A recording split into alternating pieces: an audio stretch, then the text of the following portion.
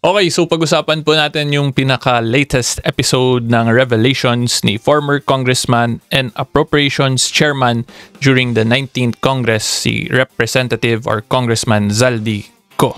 So yung caption po niya dito is, panoorin mga kababayan, narito po ang mas detalyado na kwento tungkol sa nabanggit na 56 billion na deliveries para kina dating Speaker Martin Romualdez at Pangulong Bongbong Marcos. See less. So kung makita po nyo, this has 101,000 likes, 12,500 comments, 38,000 shares. And this is still from the Facebook page po of Representative Zaldy Ko. So again, may checkmark po yan. Accounts with a verified badge have been authenticated and can be Meta-verified subscribers or notable persons or brands. Rep Zaldy Ko, 605,000 followers. So pinapakita ko lang po to para dun sa mga gusto i-verify. You can do so by visiting the social media page mismo ni Congressman Zaldy Ko. So yung link po niyan is facebook.com/repzaldyko. And then it's this one po, 5 hours ago on November 24, 2025 at 1:03 PM po in-upload to ni Congressman Zaldy Ko. So ang gagawin po natin ngayon is, unang-una po of course, papanoorin natin tong lahat. This is a 9-minute video pala. Yung mga last videos kasi niya nasa 4 to 5 minutes lang eh. And then after nun, titingnan ko po kung ano yung mga legal implications sa mga sasabihin niya. And siguro magbigay na rin po ako ng mga personal observation ko dito sa mga nangyayari so far kay Congressman Zaldy Ko. Okay? So good day po my fellow taong bayan, and of course yung pinakauna will be yung facts natin, which will be this one, the full 9-minute video ni Congressman Zaldy Ko. So panoorin po natin siya. Papalabasin ng administrasyon na ako ay isang terorista sa loob at labas ng Pilipinas. Para mailibing ako kasama ang katotohanan kahit saan man ako pumunta. Sinabi na agad sa akin ni Speaker Romualdez na kailangan ko makapag-deliver ng 2 billion pesos kada buwan para sa pagdi-deliver ng male-maletang pera patungo sa bahay ni Speaker.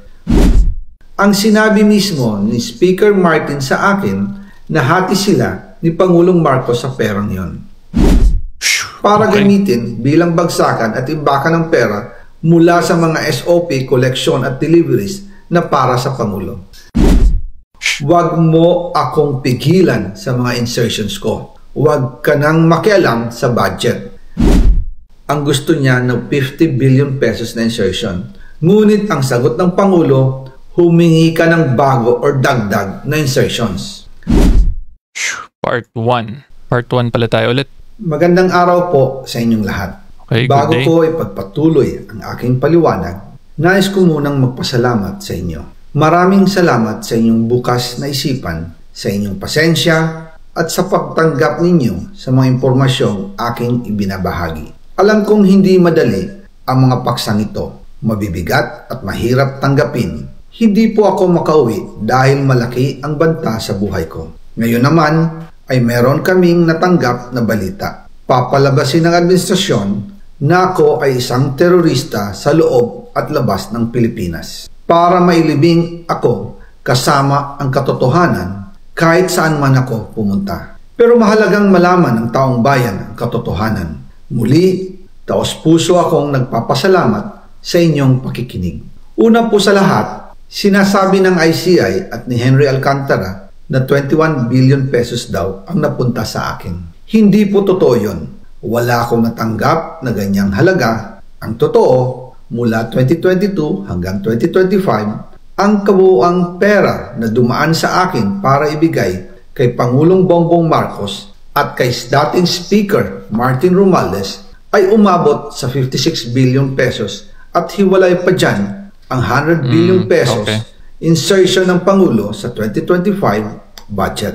Okay, wait lang. Comment muna tayo. Kasi yun yung kinlarify po dito ni Congressman Ko, yun yung actually una kong napansin na issue kasi 56 billion yung deliveries. Eh di ba yung and-explain niya previously was 100 billion insertion. So yung 25% nun would have been 25 billion only. Pero sa video niya to, yung latest niya pong video, 56 na.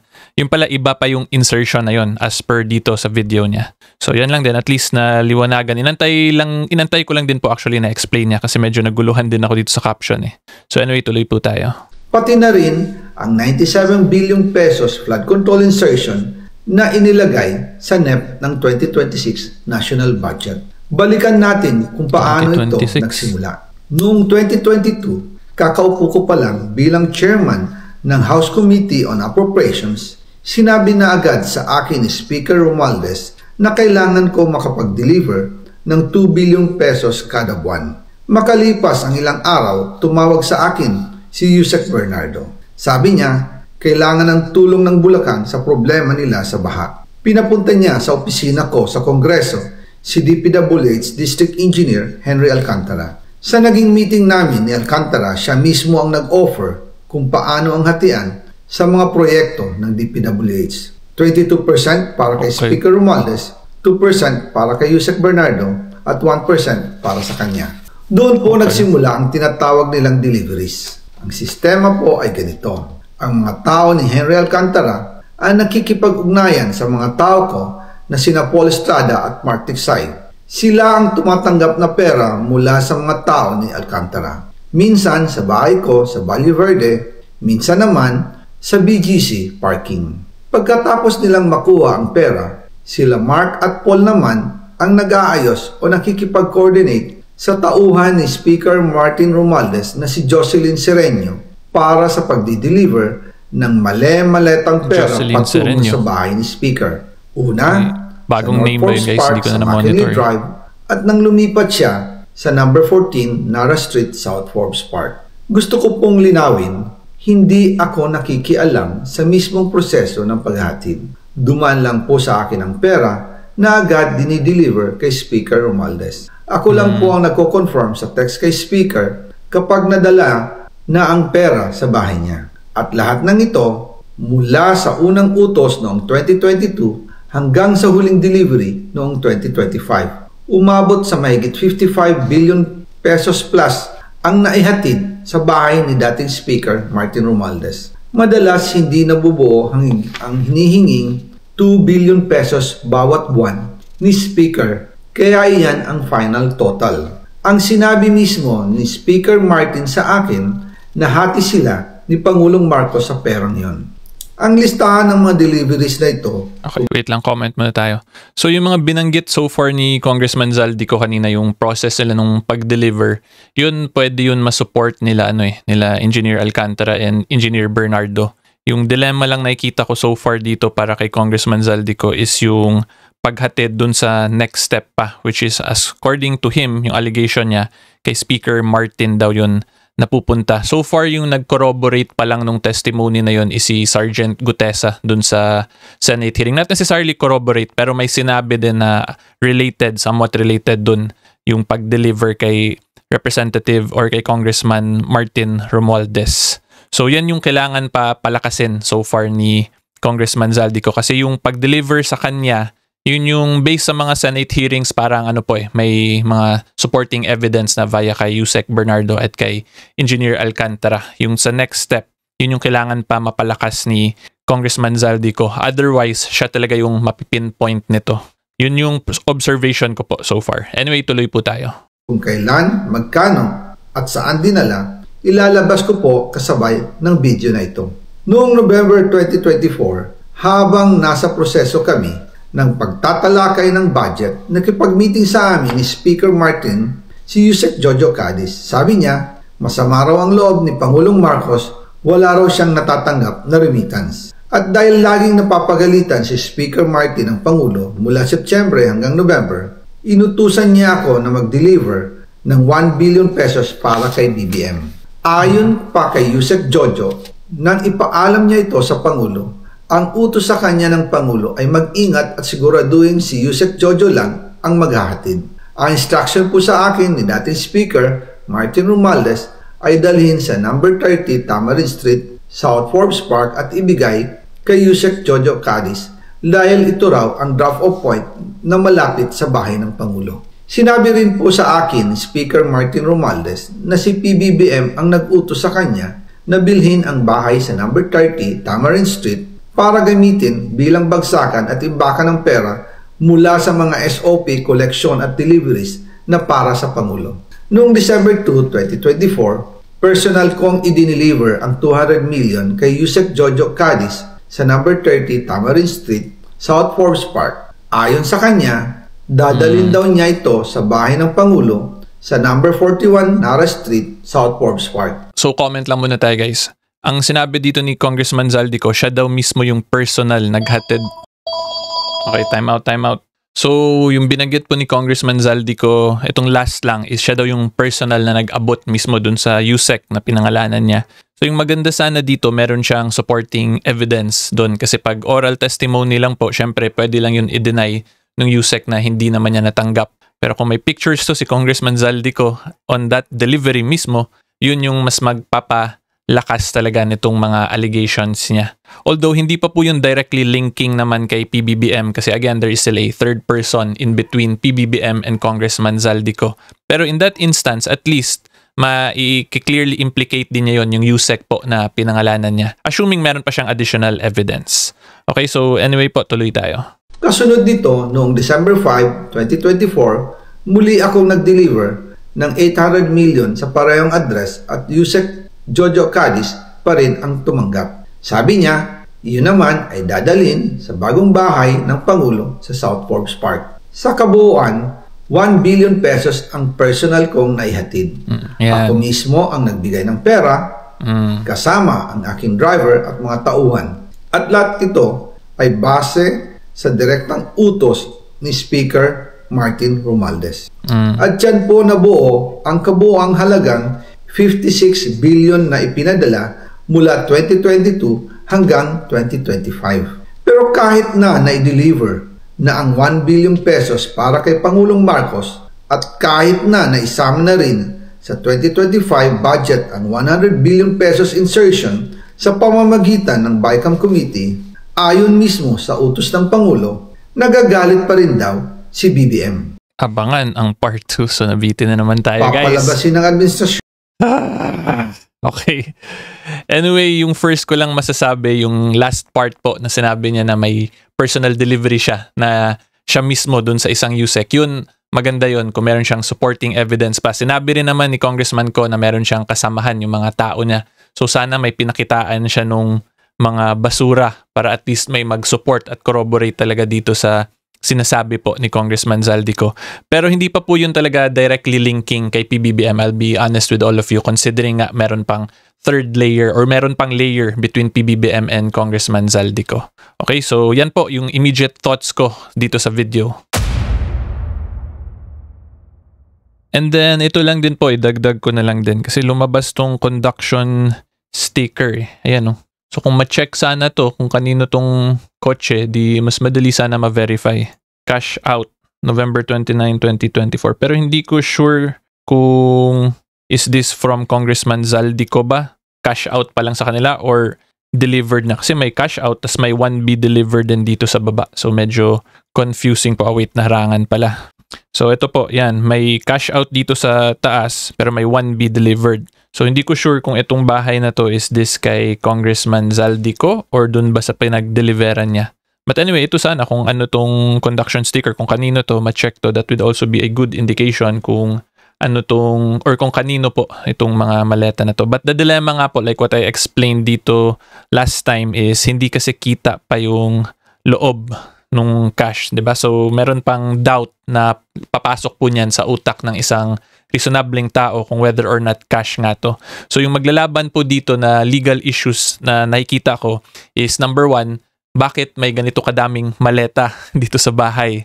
'Di ba? And yung question lang talaga diyan is that is whether or not itong mga maleta na to, will it be sufficient to establish na nagkaroon ba ng bigayan ng basura? 'Di ba? So, doon po medyo mahirap pa 'yan if I'll be completely honest po with all of you, kasi in criminal cases po, we have to remember ang kailangan natin ma-establish is guilt beyond reasonable doubt. And when you say guilt beyond reasonable doubt, nasa ano po 'yan? Nasa taas ng isip ng isang reasonableng tao, pero hindi naman po kailangan absolute certainty or dapat 100% na sigurado ka na siya nga yung may gawa ng krimen. So, yung easiest way ko po ma-explain yan is that pag tingnan mo yung evidence, ang magiging conclusion mo sa sarili mo ay mukhang siya nga talaga yung may gawa ng krimen or mukhang pera nga talaga yung loob nito ng mga maleta.